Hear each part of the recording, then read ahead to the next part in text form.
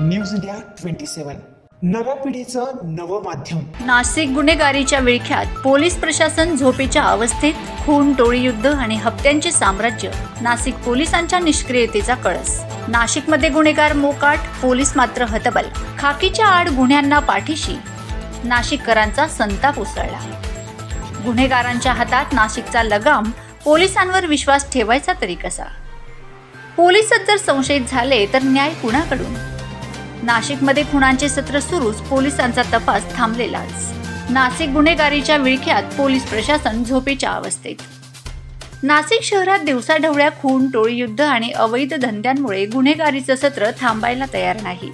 नुकत्याच नाशिक रोड परिसरात सराईत गुन्हेगार हितेश डोईफोडे याचा खून झाला असून हप्त्याच्या पैशावरून झालेल्या वादातून ही घटना घडली। विशेष म्हणजे मरणारा आणि मारणारा दोघंही तडीपार गुन्हेगार होते। शहरात वाढत्या गुन्हेगारीला रोखण्यात पोलीस प्रशासन अपयशी ठरत असल्याचं चित्र स्पष्ट होत आहे।